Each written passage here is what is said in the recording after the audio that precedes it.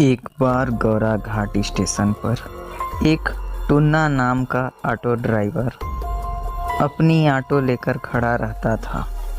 भी सवारी आती थी उसे वह बैठाकर उससे के घर छोड़ता था और अच्छा खासा पैसा कमाता था। एक दिन की बात है कि उस दिन ज़ोर ज़ोर से बारिश हो रही थी और रह रह कर बिजली चमक रही थी।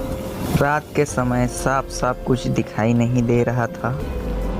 वह वापस अपने घर को आने का सोच ही रहा था से याद आया कि 1 घंटे बाद एक पैसेंजर ट्रेन आने वाली है और वह फिर से वहीं पर रुक गया। इतने में और एक अंधेरा छा गया। अंधेरा इतना था कि एक हाथ को दूसरे हाथ दिखाई नहीं दे रहा था। इतने में ट्रेन आ गई और बिजली रह रह कर चमक रही थी। तभी ट्रेन में एक सुंदर सी टुन्नी बाहर निकली।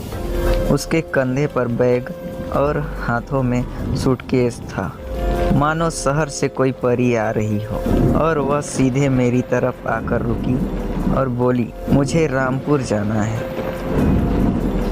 क्या आप मुझे वहाँ तक छोड़ देंगे? मैंने बोला, टुन्नी अगर आप अभी चलोगी तो 700 रुपये लूँगा और अगर सुबह चलोगी तो मैं आपसे 200 ही लूँगा। टुन्नी बोला, आप 700 ले लेना लेकिन मुझे अभी ही मेरे घर पहुँचा। मैंने बोला, ठीक है, पहले 700 निकालो फिर ले चलो। टुन्नी ने बोला, अभी तो मेरे पास सिर्फ 300 ही हैं, इसलिए इसे ले लो और अपने घर पहुंचने के बाद आपको 400 और दे दूंगी।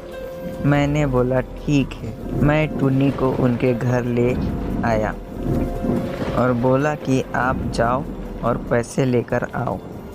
टुन्नी अंदर चली गई। आधा घंटा 1 घंटा बीत चुका था, वह अंदर से बाहर नहीं निकली। तो मैंने सोचा चलो मैं ही अंदर जाकर पैसा मांग लेता हूँ।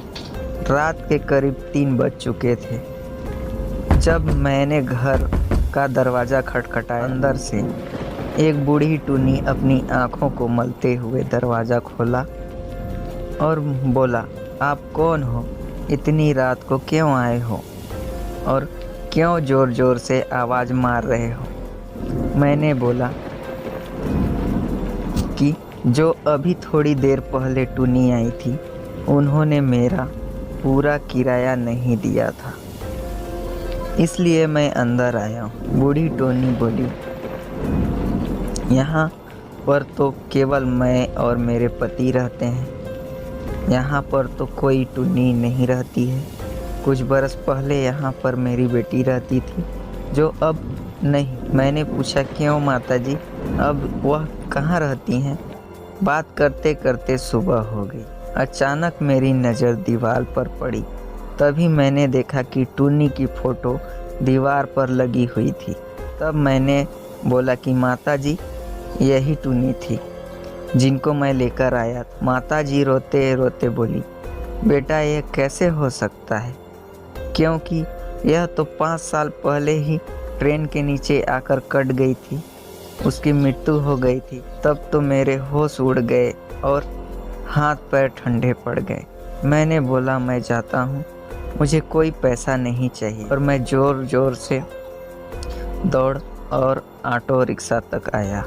ऑटो में बैठकर ऑटो को ज़ोर ज़ोर से भगाने लगा। तभी मेरी नज़र पीछे वाली सीट पर पड़ी तो मैंने देखा कि 400 पड़े थे। मैंने पैसे लेकर मंदिर में चढ़ा दिया और भगवान से प्रार्थना करने लगा कि टुन्नी की आत्मा को शांति मिले। और तभी से ही मैंने रात को ऑटो चलाना छोड़ दिया। मेरी किस्मत अच्छी थी जो मैं बच गया।